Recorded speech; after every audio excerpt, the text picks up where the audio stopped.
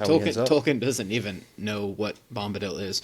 The closest comparison, like if we take Tom Bombadil and Goldberry, we don't know who either of them are. Mm-hmm.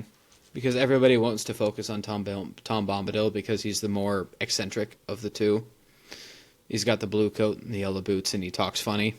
But Goldberry is just as enigmatic as he is. Oh, yeah. Like, where did he come from? They ask him about her, and all he says is, oh, she was sitting on a rock when I went to the river one day. And she is the river daughter. Mm-hmm. She's the daughter of the river. Okay, so if I ask who is Goldberry, and the daughter of the river ought to be sufficient to answer. Yep. At least according to Tolkien. Just like when we ask who is Tom Bombadil, the master of the forest is sufficient to answer. Yep. We can get glimpses of it in the sense that, like, for Goldberry, she has certain powers over nature, and her washing day is just a day when torrential rain comes down. Cleans out the forest a bit. So it isn't just his nature, his power, it is both of them. That they both together. He is master of the forest, but she is his wife, which makes her its mistress. If in the forest Tom Bombadil is king, Goldberry is queen. So, alright, today is her washing day. It's just torrential rain today. Y'all stay inside, because you're gonna get wet. But the closest comparison that I can think of actually is on, like, the other end of the spectrum. Like, if Tom Bombadil and Goldberry are over here for good, the closest comparison I can think of as to Tolkien doesn't exactly know what it is or where it came from. The closest comparison in the Silmarillion is Ungoliant, because he doesn't really know what Ungoliant is. She just came out of the void. Mm-hmm. She's a product of the void. She just appeared, and she's just hunger.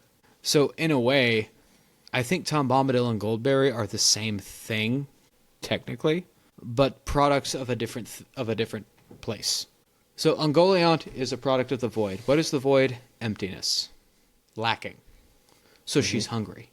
And she is a spirit of hunger. She is hunger itself. What is Tom Bombadil? Where does he come from? He comes from the forest. So I think Tom Bombadil and Goldberry, what is she? She comes from the river. She's the daughter of the river. In the same way that we can call Ungoliant a child of the void. Mm-hmm. So I think whatever it is, that the nature of the thing is so strong that it actually has created a being. Something about that river, the nature of it was so strong that it created Goldberry.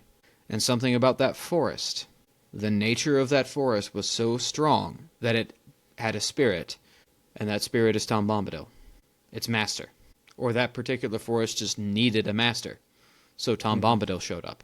But I don't know. In much the same way as Ungoliant exemplifies all the qualities of the void, Tom Bombadil exemplifies all of the qualities of the forest.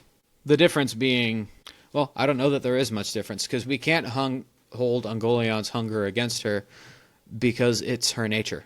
Being of the void, she's empty. So, of course, she has nothing to do but consume.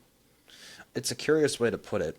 My sense with all three of them is that they were sung into existence during the creation of the world. Yes, they are there as all is as Iluvatar wills. Yep. So, and everything that is created is directly created by Iluvatar. So Ungoliant was created from the void by Iluvatar the way that Eve was created from Adam's side.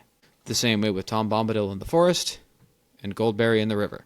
They're all brought from something. Somehow they're there. Why? Ultimately, because at least in the case of Bombadil and Goldberry, yeah, why was that part of the song? Because the Ainur didn't know what they were creating when they were singing the song. Mm-hmm. They're blind at the time. Yeah, why were they in there? I don't know. Because I can. Because that forest needs to be there. Yeah, God is the author.